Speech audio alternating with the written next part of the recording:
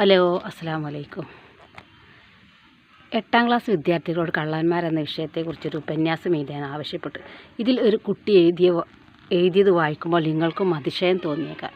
പക്ഷേ അതിലടങ്ങിയ ആശയം നമ്മുടെ ചിന്തകൾക്കും വെളിച്ചം വീശുന്നു. ഉപന്യാസം ഇങ്ങനെ: കള്ളന്മാർ ഒരു രാജ്യത്തിൻ്റെ സമ്പദ് വ്യവസ്ഥയുടെ ഒരു പ്രധാന ഭാഗമാണ്. തൊഴിൽ നൽകുന്നതിലും രാജ്യത്തിൻ്റെ വികസനത്തിനും സംഭാവന ചെയ്യുന്നതിലും അവർ പ്രധാന പങ്ക് വഹിക്കുന്നു. സേഫുകൾ, പൂട്ടുകൾ, ലോക്കറുകൾ, അലമാരകൾ മുതലായവ കള്ളന്മാർ കാരണം മാത്രമാണ് നിർമ്മിക്കുന്നത്. ഈ വസ്തുക്കൾ നിർമ്മിക്കുന്നതിന് ഉൾപ്പെട്ടിരിക്കുന്ന നിരവധി ഫാക്ടറികളും വർക്ക്ഷോപ്പുകളും തൊഴിലിൻ്റെ ഫലമായി തൊഴിൽ നൽകുന്നു. വീടുകളിൽ പോലും മേസൺമാർക്കും തൊഴിലാളികൾക്കും ജനലുകളിലും വാതിലുകളിലും ലാച്ചുകളിലും പൂട്ടുകൾ, ഗ്രില്ലുകൾ എന്നിവ സ്ഥാപിക്കുന്ന ജോലി ലഭിക്കുന്നു. പിന്നെ വീടുകൾ, കടകൾ, സ്കൂളുകൾ, കോളേജുകൾ, ഓഫീസുകൾ, ഫാക്ടറികൾ എന്നിവ സംരക്ഷിക്കുന്നതിന് സുരക്ഷാ ഗാർഡുകളും വാച്ചന്മാർ അത്യാവശ്യമാണ്. CCTV ക്യാമറകൾ, മെറ്റൽ ഡിറ്റക്ടറുകൾ, സുരക്ഷാ സംവിധാനങ്ങൾ എന്നിവ നിർമ്മിക്കുന്ന കമ്പനികളും തൊഴിലവസരങ്ങൾ സൃഷ്ടിക്കുന്നു.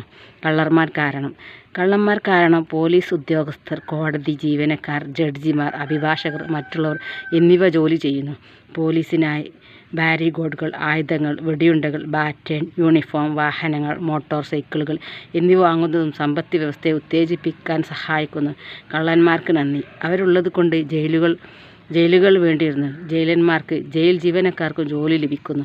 കള്ളന്മാർ കാരണം ഫോറൻസിക് എന്നൊരു വിഭാഗം തന്നെ സൃഷ്ടിക്കപ്പെട്ടു. വിരലടയാള വിദഗ്ധർ തുടങ്ങിയവർ ഈ മേഖലയിൽ വളരുന്നു.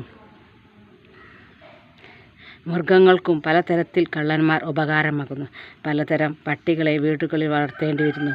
പട്ടി വ്യവസായം. അവർക്ക് വേണ്ട ചങ്ങല, belt, clip, Pedigree, gold biscuit തുടങ്ങിയവ മേഖലകൾ തഴച്ചു വളരുന്നു.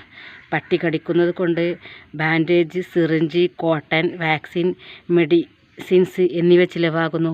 മൊബൈൽ ഫോണുകൾ, ലാപ്ടോപ്പുകൾ, കാറുകൾ, മോട്ടോർ സൈക്കിളുകൾ, ഇലക്ട്രിക്കൽ ഉപകരണങ്ങൾ, പാസുകൾ അല്ലെങ്കിൽ ലിപ്സ്റ്റിക്കുകൾ പോലുള്ള വസ്തുക്കൾ മോഷ്ടിക്കപ്പെടുമ്പോൾ ആളുകൾ അവ വീണ്ടും വാങ്ങേണ്ടി വരും.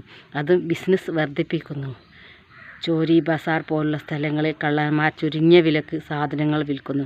രാത്രി അകത്തും പുറത്തും ലൈറ്റ് ഇട്ട് വെക്കുന്നത് കൊണ്ട് KCBക്കും സർക്കാരിനും വരുമാനം കൂടുന്നു. പ്രസ്തുത കുപ്രസിദ്ധരായ കള്ളന്മാർ പലപ്പോഴും രാഷ്ട്രീയത്തിലേക്ക് പ്രവേശിക്കുന്നു. അവിടെ പോലും വലിയ മോഷണങ്ങൾ നടക്കുന്നു.